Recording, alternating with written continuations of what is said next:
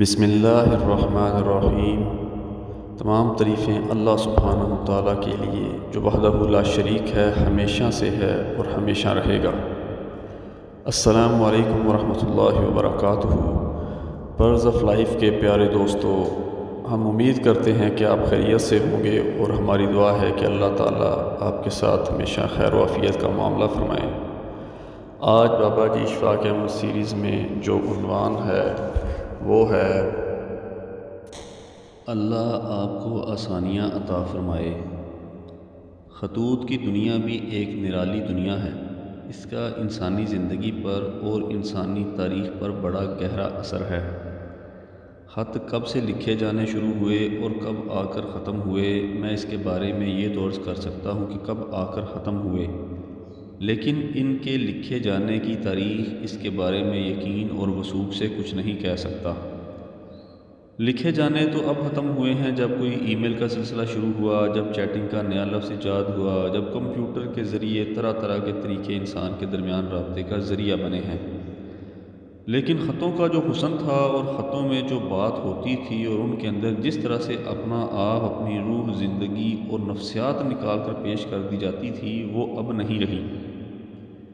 میں سمجھتا ہوں کہ شاید ہم اس یونیورسٹی کے آخری طالب علم تھے جو چوری چوری خط لکھا کرتے تھے اور بڑے اچھے خط لکھا کرتے تھے۔ اب میں اپنے اسٹوڈنٹس، بیٹوں، پوتوں اور نواسیوں کو دیکھتا ہوں تو وہ کہتے ہیں "Stop it دادا because this way of communication is very silly and we cannot write"۔ ہمیں تو اتنا وقت ہی نہیں ملتا کہ خط لکھتے پھریں۔ خواتین و حضرات، وقت خدا جانے کدھر چلا گیا ہے کہ آدمی سے خط و کتابت کے ذریعے رابطہ قائم نہیں کر سکتا۔ آپ یہ تو ضرور جانتے ہوں گے کہ خط کس کس طرح کے لکھے گئے، کیسی خطوط پر مبنی کتابیں چھپیں، اور آپ دیکھیں تو پتہ چلتا ہے کہ رومی فلاسفر جو فورم میں کھڑے ہو کر باتیں کرتے تھے اور ان کی باتیں آگے پہنچائی جاتی تھیں۔ سقراط آیا، اس کے بعد افلاطون اور ارسطو آیا۔ ارسطو کے فلسفے کو آگے پہنچانے کے لیے لوگوں نے چھوٹے چھوٹے رکوں میں اس کے فلسفے کو بیان کیا اور اسے آگے اپنے دوستوں تک ارسال کیا۔ اس طرح ہمارے صوفیاء کرام نے خطوں کے ذریعے دور بسنے والے اپنے مریدین کے لیے اپنے پیغامات پہنچائے۔ بادشاہوں نے بھی خطوط کا یہی سہارا لیا۔ مجھے اورنگزیب عالمگیر کی مشہور تصنیف رکعات عالمگیری یاد آ رہی ہے جو خطوط پر مبنی ہے۔ اس میں وہ خط ہیں جو وہ اپنے بیٹوں کو لکھتا رہا تھا، جس میں وہ شہزادوں کو مخاطب کرتا ہے۔ ایک خط فارسی میں لکھا ہے جس کا ترجمہ یہ ہے کہ شکار بیکاروں کا کام ہے۔ شہزادہ شکار پر گیا ہوگا تو بادشاہ نے اسے یہ خط لکھا ہوگا۔ محبت کے خزانے بھی خطوط کے ذریعے ہی بھرے گئے۔ ادب نواز لیلا کے خطوط کو جانتے ہیں۔ اس کے بعد مجنوں کی ڈائری چھپنی شروع ہوئی، پھر سجاد، زبیر اور رضیہ کے خطوط چھپے۔ اس طرح خط زندگی پر چھائے رہے اور بہت قریب اور غالب آ کر چھائے رہے۔ مرزا غالب کے خط تو آپ سب نے ضرور پڑھے ہوں گے۔ غالب بڑی محبت اور روانی و شستگی سے بات کرتا تھا۔ اس کی باتیں ایسی ہوتی تھیں جیسے کوئی ڈائلاگ رائٹر لکھ سکتا ہے۔ جتنے بھی بچے جو ڈرامہ نگار میرے پاس کچھ پوچھنے یا سیکھنے کے لیے آتے، میں انہیں یہی مشورہ دیتا کہ آپ غالب کے خط جب تک نہیں پڑھیں گے، آپ کے اندر ڈرامے اور مکالمے کی سینس پیدا نہیں ہوگی، کیونکہ غالب کے بات کرنے کا ڈھنگ ہی نرالا ہے۔ 8ویں یا 9ویں جماعت کی اردو کی کتاب میں سے مجھے غالب کے خط کے چند فقرے یاد آ رہے ہیں۔ میر مہدی مجروح تم مشق سخن کر رہے ہو، میں مشق فنا میں مستغرق ہوں۔ ارے میاں اس دنیا میں اگر کوئی پہلوان ہوا تو کیا، کوئی نامی گرامی جیا تو کیا، کوئی گمنام مرا تو کیا، یہ کچھ بھی نہیں ہے۔ میں تو یہ سمجھتا ہوں کہ تھوڑی سی پونجی ہے، تھوڑی سی صحت جسمانی، باقی سب وہم ہے پیارے جانی۔ جب کبھی غالب تھک جاتا ہے تو کہتا ہے میں کیا کروں، اگرچہ اس وقت اللہ کے ساتھ شکوہ نہیں کیا جا سکتا، لیکن آرزو کرنا آئین عبودیت کے خلاف نہیں ہے۔ میری آرزو ہے کہ اب میں زندہ نہ رہوں، اور اگر رہوں تو کم از کم اس ملک میں نہ رہوں، کہیں اور خراسان ایران نکل جاؤں، یہاں کے لوگ بڑے ظالم ہیں۔ ایک اور جگہ کہتا ہے کہ رکاب پر پاؤں ہے اور اس پر ہاتھ ہے، دور دراز کا سفر درپیش ہے، سکر مکر ہے اور حاویہ زاویہ ہے، اور کیا کسی کا ایک اچھا شعر ہے، ذوق کا ہے، اب تو گھبرا کے کہتے ہیں کہ مر جائیں گے، مر کے بھی چین نہ پایا تو کدھر جائیں گے۔ ایک زمانے میں محبوب کبوتر کے گلے میں پرچی ڈال کر بیچ دیا کرتے تھے، کیونکہ ایک دوسرے سے ملنا جلنا مشکل ہوتا تھا۔ ان کبوتروں کی خدمات سے بعد میں جنگوں میں بھی فائدہ اٹھایا گیا، اور دوسری جنگ عظیم میں باقاعدہ کبوتر کو ٹریننگ دی گئی، اور ان کے پنجوں کے ساتھ ایلومینیم کے ایک باریک سی پینسل جیسی نلکی میں خط لپیٹ کر رکھ دیا جاتا تھا، اور کبوتروں نے جاسوسی کا کام خوب کیا اور خوش اسلوبی سے انجام دیا۔ میں یہ ساری باتیں اس لیے کر رہا ہوں کہ میرے پاس بھی ایک خط ہے، اور میں اسے لیے پھرتا ہوں۔ میں اسے ضرور سناؤں گا۔ یہ خط سنانے سے پہلے مجھے خطوں کی اور باتیں بھی یاد آ رہی ہیں۔ اکبر الہ آبادی کے بیٹے جو لندن میں تھے وہ خط نہیں لکھتے تھے، جس پر اکبر الہ آبادی ان سے بہت شاکی رہتے تھے۔ اس زمانے میں خط سمندر سے یا بحری جہازوں کے ذریعے آتے تھے۔ ایک بار انہوں نے اپنے بیٹے کو خط میں لکھا تو ان کے بیٹے نے جواب میں لکھا کہ ابا جان، جب واقعات گزرتے ہیں تو میں مصروف ہوتا ہوں، جس کے باعث خط نہیں لکھ سکتا، اور جب واقعات نہیں ہوتے تو کوئی چیز لکھنے والی نہیں ہوتی، اور میں اس وجہ سے خط نہیں لکھتا۔ محفل میں سے ایک صاحب اس خط کی بابت ایک شعر بھی یاد کرواتے ہیں، جس کا ایک مصرع اس طرح سے ہے: خاک لندن کی ہوا عہد وفا بھول گیا۔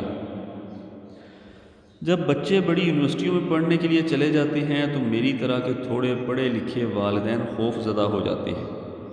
ایک بار دو بابے بیٹھے ہوئے تھے اور باتیں کر رہے تھے۔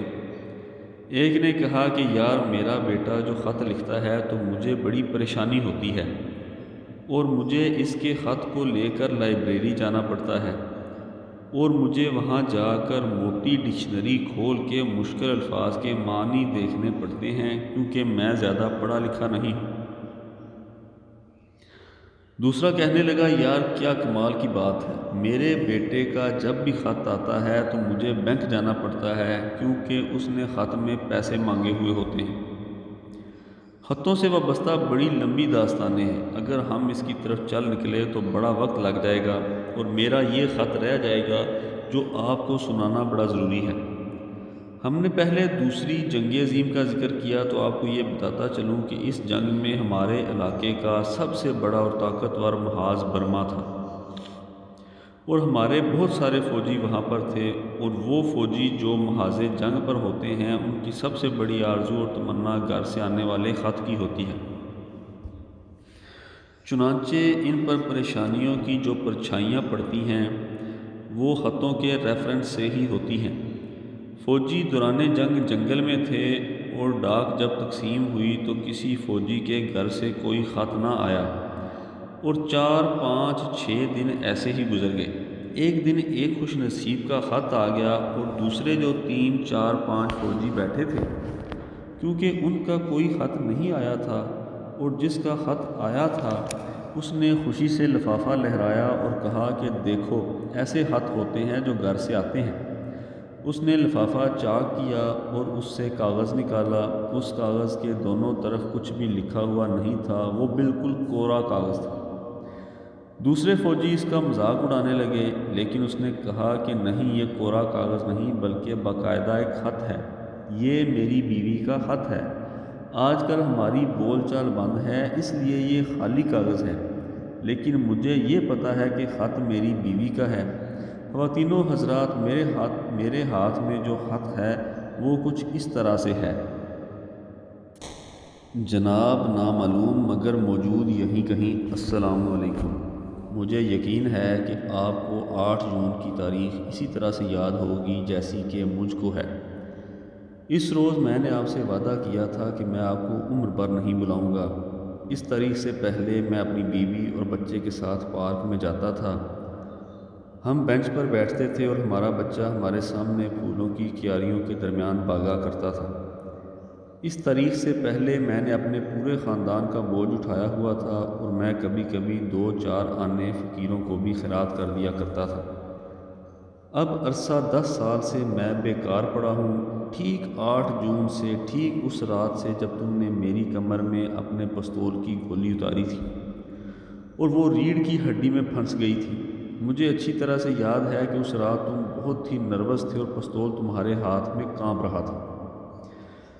میں نے اندازہ لگایا تھا کہ تم پہلی بار کسی پٹرول پمپ کو لوٹنے آئے ہو۔ میں نے دن بھر کی کمائی ساری کی ساری تم کو دے دی تھی، پھر پتہ نہیں تم کو کیا ہوا اور تم نے کیوں میرا دایاں بازو مروڑ کر میری کمر سے لگا دیا اور مجھے دھکیلتے ہوئے اندر کمرے میں لے گئے۔ وہاں تم نے میرے سر میں پستول کا بٹ مار کر مجھے اوندے منہ فرش پر گرا دیا۔ پھر پتہ نہیں میرے اوندے منہ گر جانے کے بعد تم نے پستول کیوں چلایا۔ ایک زور کا دھماکہ ہوا اور اندھیرے کمرے میں ایک شعلہ سا لپکا۔ پھر مجھے کچھ ہوش نہ رہا، اور جب میں جاگا تو گردن کے نیچے میرا سارا جسم شل ہو چکا تھا اور میں فرش پر بے حس و حرکت پڑا تھا۔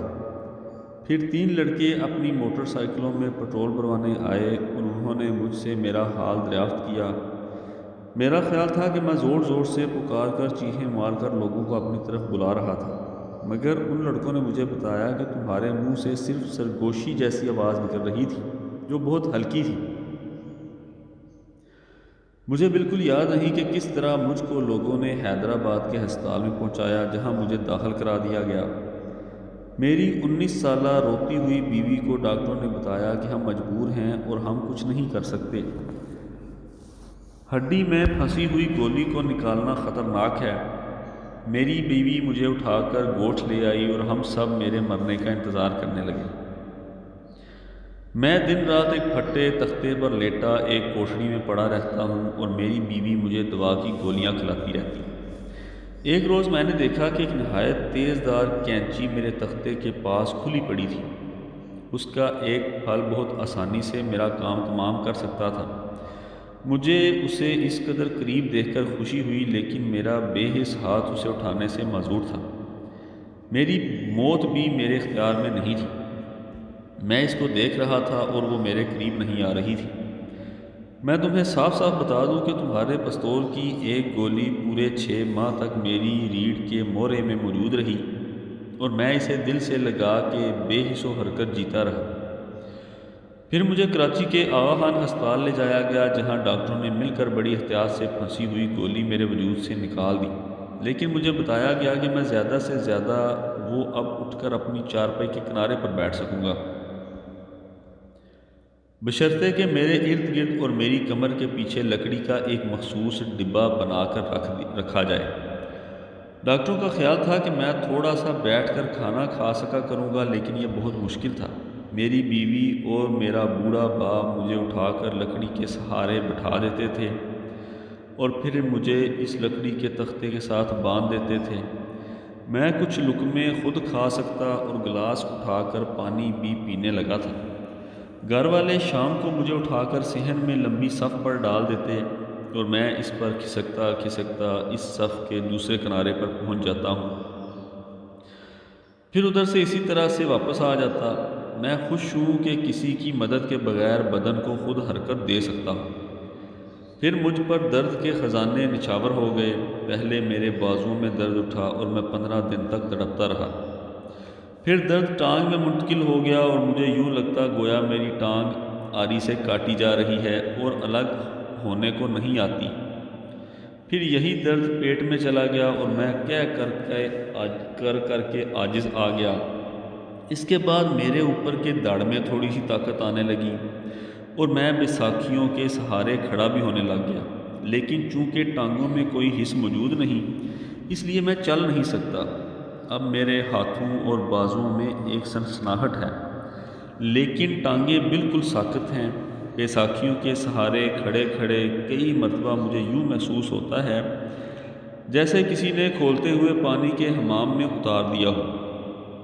میرا سارا بدن جل جاتا ہے سوائے میری ٹانگوں کے۔ میں نے خدا سے دعا کی تھی کہ یا اللہ، اگر تو نے مجھے کچھ اور نہیں دینا تو مجھے مسلسل درد عنایت فرما دے، کیونکہ مکمل بے حسی کے مقابلے میں درد ایک بہت بڑی نعمت ہے۔ غور طلب بات ہے، پھر سنیے۔ مجھے کچھ اور نہیں دینا تو مجھے مسلسل درد عنایت فرما دے، کیونکہ مکمل بے حسی کے مقابلے میں درد ایک بہت بڑی نعمت ہے۔ انسان کو پتہ چلتا رہتا ہے کہ وہ موجود ہے اور وہ اپنے پورے وجود کے ساتھ موجود ہے۔ درد کے زور پر کئی مرتبہ میرے دونوں ہاتھ ایک ساتھ اٹھ جاتے ہیں اور میں آدھے منٹ تک انہیں وہاں فضا میں رکھ سکتا ہوں، پھر میرے ہاتھ نیچے گر جاتے ہیں اور میں درد کی دوسری لہر کا انتظار کرنے لگتا ہوں۔ جس رات تو نے مجھے گولی ماری تھی، اس سے کچھ ماہ بعد جب میرا سارا وجود ساکت اور صرف گردن کے اوپر کا حصہ زندہ تھا، میں نے خدا سے ایک اور آرزو کی تھی کہ میرے دونوں ہاتھوں کو ایک دوسرے کے ساتھ ملا کر 2 منٹ تک کے لیے اٹھے رہنے کی سخت عنایت فرما دے، تاکہ میں کوئی چھوٹی سی دعا مانگ سکوں۔ میری آرزو پوری ہو گئی اور میں چارپائی پر لیٹ کر اس عید کے موقع پر جو ابھی گزری ہے گاؤں کی عیدگاہ میں پہنچ گیا۔ میرے والد اور ماموں نے مجھے بساکھیاں دے کر ایک درخت کے سہارے کھڑا کر کے مجھے وہاں باندھ دیا تاکہ گر نہ جاؤں، اور میں نمازیوں کو وہاں جمع ہوتے ہوئے دیکھنے لگا۔ مولوی صاحب نے خطبے میں فتح مکہ کے تعلق سے ایک شخص کی معافی کا واقعہ سنایا۔ یہ وہ شخص تھا جس نے حضور نبی اکرم صلی اللہ علیہ وسلم کے محبوب چچا حضرت حمزہ رضی اللہ تعالیٰ عنہ کو نیزہ مار کر شہید کیا تھا، اور حضور صلی اللہ علیہ وسلم کو اپنے دوستوں جیسے پیارے چچا کی رحلت کا بڑا ہی غم تھا، لیکن اس گہرے غم کے باوجود آپ نے اس شخص یعنی وحشی کو معاف کر دیا۔ میں نے عین اسی وقت جب میں یہ واقعہ سن رہا تھا دونوں ہاتھ اٹھا کر دعا کی کہ اے میرے اللہ، اس نوجوان کو جس نے 8 جون کو مجھے گولی ماری تھی، وہ جہاں کہیں بھی ہے معاف کر دینا۔ اس بیچارے کو پتہ نہیں تھا کہ وہ کیا کر رہا ہے۔ میرے گمنام دوست، مجھے آپ کا نام معلوم نہیں اور نہ ہی آپ مجھ سے کبھی مل سکیں گے، اس لیے میں آپ کو یہ خط لکھ رہا ہوں۔ میرے پاس آپ تک پہنچنے کا اس سے بہتر اور کوئی ذریعہ نہیں تھا، جو میں نے اختیار کر لیا ہے۔ اس دن سے لے کر آج تک کوئی دن ایسا نہیں گزرا جب میں نے صبح سویرے سب سے پہلے تمہاری صحت و سلامتی کی دعا نہ کی ہو اور اونچی آواز میں پی ٹی وی کی مشہور عالم صدا نہ دی ہو کہ اللہ تم کو آسانیاں عطا فرمائے اور آسانیاں تقسیم کرنے کا شرف عطا فرمائے۔ خدا حافظ۔